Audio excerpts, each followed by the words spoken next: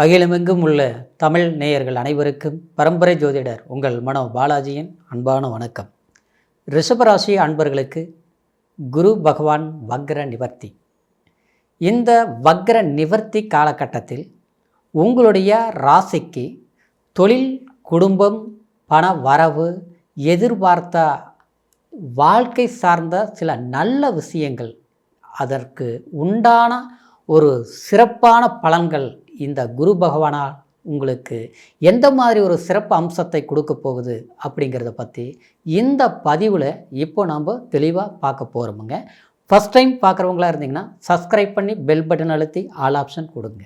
ரிஷபம் அற்புதமான ராசி, அமோகமான ஒரு சிறப்பு அம்சம் கொண்ட ராசி. காரணம், தத்துவத்தில் சொல்லும்போனா தனராசின்னு சொல்லலாம், குடும்ப ராசின்னு சொல்லலாம். அன்பானவர்கள், நல்ல உள்ளம் கொண்டவர்கள், குடும்பத்தை மேலே ரொம்ப அக்கறை கொண்டவர்கள். இந்த ரிஷபத்தில் பிறந்தவங்களுக்கு இவ்வளோ பெருமை உண்டுங்க. இன்னும் சொல்ல போனோம்னா மற்றவங்களுக்கு அஞ்சி வாழக்கூடியவங்க. ஏன்னா அடுத்தவங்க நம்மளை குறை சொல்லக்கூடாது, குற்றம்ங்கிற ஒரு வார்த்தை நம்ம வாங்கக்கூடாது. நாம் அடுத்தவங்களுக்கு ஒரு உதாரணமாக தான் வாழணும். அது மற்றவங்க ரசிக்கிற மாதிரி இருக்கணும். அதே சமயத்தில் நமக்கு எவ்வளவு ஒரு சிரமங்கள் வந்தாலும் அது காட்டிக்காமல் அந்த கஷ்டத்தை போக்குறதுக்கு என்ன வழி, தீர்க்கிறதுக்கு என்ன வாய்ப்பு அப்படிங்கிறத தேடி தன் சுய முயற்சினால் தான் மட்டும் இல்லை, தன் குடும்பத்தையும் ஒரு வளர்ச்சி பாதையை அடைய வைக்கக்கூடிய ஒரு சிறப்பம்சம் கொண்ட ராசி ரிஷபராசி. ஆனால் எல்லா பெருமைகளுக்கும் சொந்தக்காரராக இருந்தாலும் சமீப காலத்தில் தன்னுடைய வாழ்க்கையில் சில விஷயங்களை இழக்கக்கூடிய ஒரு நெருக்கடிகள் உண்டாயிருக்கும். காரணம், 2ஆம் இடத்தில் குரு பகவான் வக்ர நிலையில் இருந்தது. ஏன்னா வக்ரம்ங்கிறது ஒரு இயல்பான, ஏன்னா குரு ஒரு சுபகிரகம். 9 நவகிரகங்களிலேயே குரு பார்த்தால் கோடி புண்ணியம். அதுவும் உங்களுக்கு லாபாதிபதியாக வரக்கூடிய குரு பகவான், 8ஆம் அதிபதியாக வரக்கூடிய குரு பகவான், ஆயுள் ஸ்தானம் இல்லையா, பிரயாணங்களை குறிக்கக்கூடிய ஒரு ஸ்தானம் இல்லையா, திடீர் அதிர்ஷ்டத்தை கொடுக்கக்கூடியதும் 8ஆம் இடம்தான்.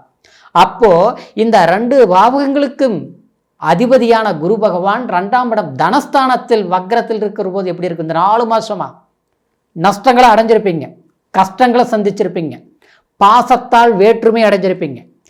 குறிப்பாக சொல்லப்போனால் சரியான உங்களுடைய வாக்குறுதி காப்பாற்ற முடியாத நெருக்கடிகளை சந்திச்சிருப்பீங்க. திருமணம் ஆனவங்களாக இருந்தீங்கன்னா கணவன் மனைவிகளுக்குள்ள தேவையில்லாத சங்கடங்கள், சலிப்புகள் எப்படி தீர்க்கிறதுங்கிற ஒரு குழப்பமான இக்கட்டான ஒரு நெருக்கடி தான் உண்டாயிருக்கு. இன்னும் சொல்ல போனோம்னா வருமானம் வருது, எந்த பக்கம் போகுதுன்னு தெரியல, பணம் வரவு குறைஞ்சு போச்சு, செலவினங்கள் அதிகமாகி போச்சு. இந்த 4 மாதத்தில் கண்டிப்பாக நடந்திருக்கும். இப்படி சில சிரமங்களை தீர்க்கிறது எப்படி, சமாளிக்கிறது எப்படி அப்படிங்கிற சிந்தனையினால் சரியான தூக்கம் இல்லை, நிம்மதி இல்லை. அதான் பழமொழி சொல்லுவாங்க, சாப்பாடு சாப்பிடணுங்கிற ஒரு சந்தோஷம் சாப்பிட உட்கார்ந்த பிறகு அது இல்லை. அதே மாதிரி தூங்கி ரெஸ்ட் எடுக்கணும், ஆனால் படுத்தா தூக்கம் வர மாட்டேங்குது. உடம்புல பார்த்தோம்னா எந்த ஒரு பாதிப்பும் இல்லை, நல்ல ஆரோக்கியமாக தான் இருக்கிறோம். ஆனால் உடம்பு ஹெல்த் ஏதோ ஒன்று பண்ணுற மாதிரி இருக்குது, கை கால் ஓஞ்சு போகுது, ஒரு இன்ட்ரெஸ்ட்டாக ஒரு வேலையை முடிக்க முடிய மாட்டேங்குது. ஹாஸ்பிட்டலில் போனாலும் வைத்தியங்கள் எடுத்தாலும் தீர்வு கிடைக்காத ஒரு சூழ்நிலை ஒன்று தனக்கு ஏற்பட்டிருக்கலாம், இல்லையே தன் குடும்பத்தில் இந்த மாதிரி சிரமங்களை அனுபவிச்சிருப்பீங்க ரிஷபராசி. இந்த ஒரு சூழலில் ஏன்னா இந்த 2ஆம் அதிபதி கரெக்டாக 2ஆம் இடத்தில் இருக்கக்கூடிய குரு பகவான் உங்களுக்கு 8ஆம் அதிபதியாகவும் அடுத்தது லாபஸ்தானம் பண வரவை நோக்கி வரக்கூடியது ஆச்சுங்களா. அப்போது நம்ம எதிர்பார்க்குறோம், வந்துடும் நினைக்கிறோம், வர வேண்டிய பணம், கிடைக்க வேண்டிய வேலை, அற்புதமாக செஞ்சிட்டு இருந்த வேலையில் சிறப்பு, ஆனால் எல்லாமே கைவிட்டு போகக்கூடிய சில நெருக்கடிகள் சந்திச்சிருப்பீங்க. இதுக்கு எல்லாமே காரணம் பார்த்தோன்னா என்ன நடந்ததுனே தெரியல, எல்லாம் உறவாளியாக தான் இருக்கிறாங்க. ஆனால் யாரால எந்த பிரச்சனை வந்ததுனே தெரியல. எப்பேற்பட்ட சில வில்லங்கங்கள் நம்ம சந்திச்சோங்கிறது குத்து மதிப்பாக கணக்கு போட்டால் தெரியும், ஆனால் எதுவும் பண்ண முடியல. அந்த மாதிரி ஒரு சூழ்நிலை சரிங்களா. சிலர் பார்த்தோம்னா நீங்கள் தான் தயாள குணமாகி போச்சே, எல்லாருமே வேணும்னு நினைக்கக்கூடியவங்க நல்லவங்களாகிட்டீங்களே. அப்போ என்ன பண்ணுவீங்க? அதாவது ஒரு கஸ்டமனா எப்படியும் நம்ம கையில் இல்லைன்னா கூட உனக்கு கடன் வாங்கி கொடுத்துருப்பீங்க இல்லையா, நம்மக்கிட்ட இருக்கிறது இந்தா பார்த்து முடிச்சிருவோம் பிரச்சனை அப்படின்ட்டு உதவி செய்திருப்பீங்க. ஆனால் இன்றைக்கி நாம் கொடுத்து நல்ல பேர் வாங்க முடியாதா? சில சூழ்நிலை வந்திருக்கும். கொடுத்ததும் கை வந்து சேராத ஒரு கஷ்டத்தையும் நீங்கள் அனுபவிக்க வேண்டிய ஒரு நிர்பந்தம் உண்டாகிருக்கும். இன்னொன்று பார்த்தோம்னா சிலருக்கு திருமணம் சார்ந்த விஷயத்தில் குழப்பம். ஒரு கமிட்மெண்ட் பண்ணி வச்சுப்பீங்க, திருமணம் ஆகாதவங்களுக்கு சொல்கிறேன். ஆனால் கடைசியில் பார்த்தோம்னா அது எல்லாம் இணைஞ்சு வரக்கூடிய நேரத்தில் டீலிங் சரியாகலை, சரி வரல, குடும்ப ரீதியில் ஒத்து போகலை இல்லையா, ஜாதக ரீதியில் ஒத்து போகலிம்பாங்க. எல்லாம் பிடிச்சி போச்சு, ஓகே, ஜாதகமும் ஓகே, குடும்பமும் ஓகே. ஆனால் ஏதோ ஒரு விஷயத்தில் பார்த்தோம்னா இன்றைக்கி அண்டர்ஸ்டாண்டிங் ப்ராப்ளம், சம்மந்தமில்லாத ஒரு பிரச்சனைகள் முதல்ல இருந்த மாதிரி இன்றைக்கி இல்லை.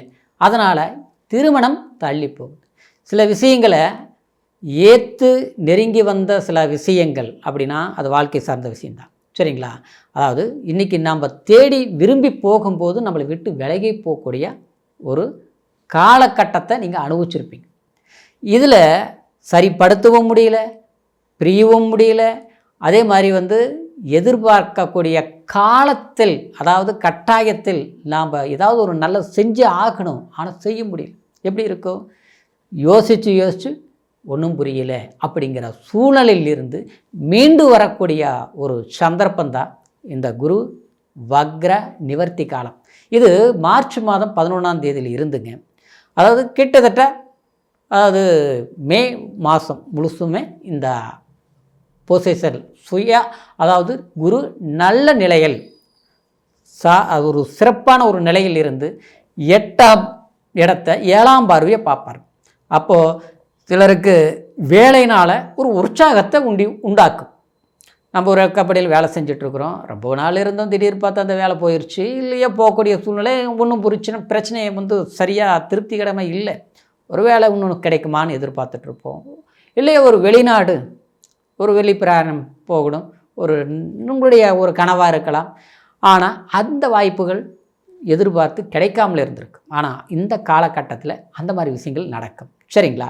இன்னொன்று பார்த்தோம்னா நமக்கு எது முடியாதுன்னு நினச்சி எல்லாம் போயிடுச்சுன்னு நினைக்கிறோமோ அது ஒருத்தர்கிட்ட பணம் கொடுத்து பணமாக இருக்கலாம், அல்லது எதிர்பார்த்தா சில வாழ்க்கை சம்மந்தப்பட்ட சாதகமான நட்பு வட்டாரங்கள் கூட இருக்கலாம், சரிங்களா. அதாவது அப்பேற்பட்ட பிரிஞ்சு போனவங்க இணைஞ்சு வரக்கூடிய ஒரு சந்தர்ப்பத்தை உண்டாக்கும். இன்னொன்று உடல் ரீதியில் பட்ட சில பாதிப்புகள் ஆரோக்கியம் சரியாகும்.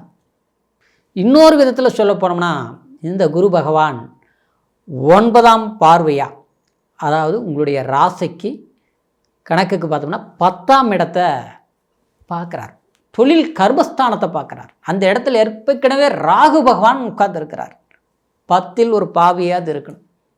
இது உண்மையிலேயே நிவர்த்தி, உங்களுக்கு அற்புதம் ஆச்சுங்களா.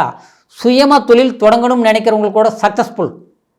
தன்னை ஒரு யானைக்கு உண்டான பலமும் ஒரு குதிரைக்கு உண்டான வேகமும் இருந்து என்னால் எதுவுமே செயல்படுத்த முடியல.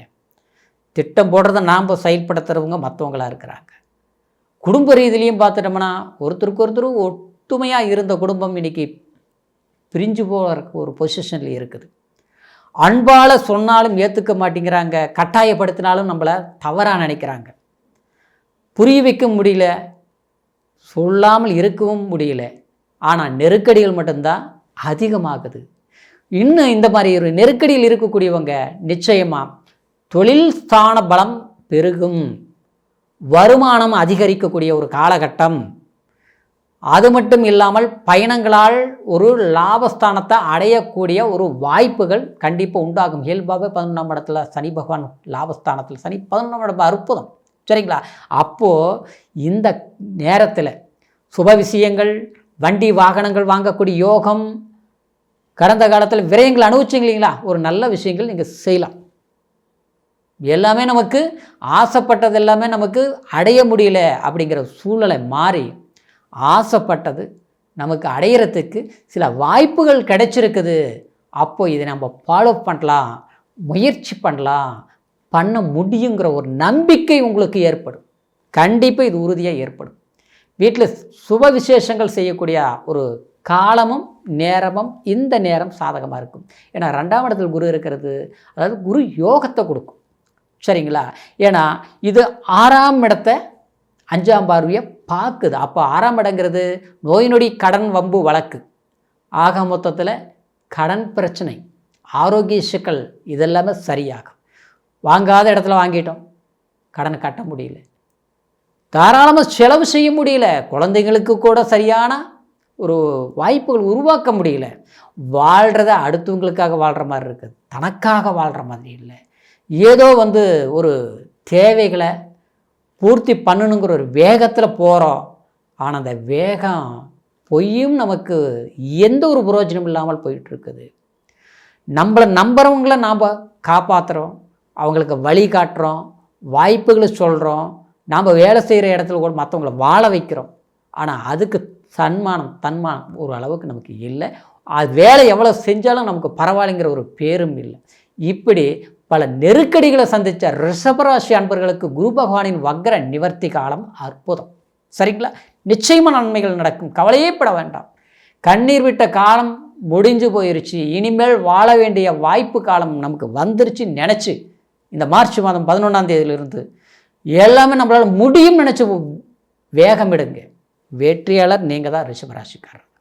இந்த காலகட்டத்தில் அதாவது வியாழக்கிழமை நாளில் அது மஞ்சள், அதாவது ஆடைகை, மஞ்சள் நிற பூக்கள், கொண்டக்கடலை மாலை இதெல்லாமே தட்சிணாமூர்த்திக்கு குரு பகவானுக்கு பண்ணுங்க, அபிஷேகங்கள் பண்ணுங்க, பிரார்த்தனைகள் பண்ணுங்க. நிச்சயமாக உங்களுக்கு குரு அருள் கிடைச்சே தீரும். சில தடைகள் நீங்கள் உடைச்சி சிறப்பான சில வாய்ப்புகள் நீங்கள் அமைச்சிக்க முடியும். சரிங்களா? அதே சமயத்தில் உங்களுடைய இந்த குரு அதாவது லாபாதிபதியாக வர்றதுனால சில லாப சம்பந்தப்பட்ட சில விஷயங்கள், ஒரு புதுசாக ஒரு தொழில் தொடங்கணுங்கிற விஷயங்கள் கண்டிப்பாக நீங்கள் ஆரம்பிச்சிங்கன்னா இந்த காலகட்டத்தில் இந்த ஜூன் வரைக்குமே, அப்படின்னா ஜூன் தொடங்குற வரைக்குமே உங்களுக்கு அது சில வாய்ப்புங்கிறது நீங்கள் அப்படியே ஸ்டெப்பாக இம்ப்ரூவ்மெண்ட் ஆகும்.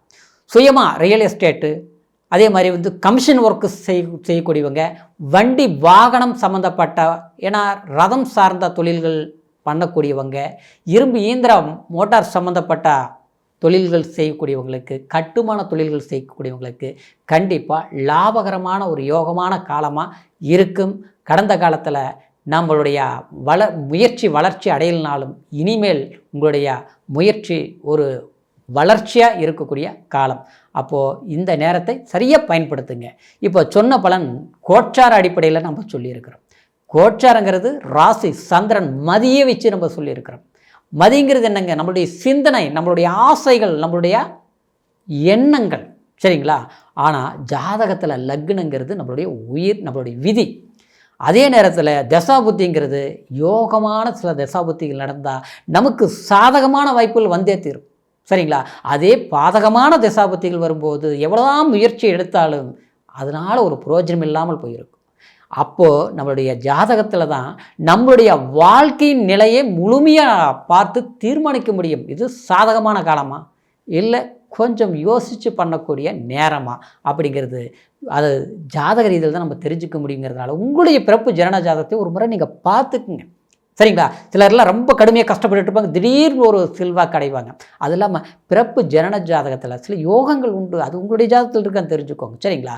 அதனால் உங்களுடைய ஜாதகத்தை நம்மக்கிட்ட பார்க்கணும்னு நீங்கள் விரும்புனீங்கன்னா கீழே இருக்கிற நம்பருக்கு ஃபோன் பண்ணி உங்களுடைய date of birth, time, place மூணையும் தெரியப்படுத்தி எந்த தேசத்தில் இருந்தாலும் உங்களுடைய பலன்களை ஆன்லைன் மூலமாகவே அற்புதமாக தெரிஞ்சு அதுக்கு உண்டான சில வாய்ப்புகளை எளிமையாக நீங்கள் கண்டிப்பாக கண்டுபிடிச்சி அதுக்கு உண்டான முயற்சி எடுத்து வெற்றியாளர்களாக நீங்களும் வர முடியும். சரிங்களா? அதனால் மீண்டும் அடுத்த பதிவில் உங்களை சந்திக்கும் வரைக்கும் நன்றி, வணக்கம்.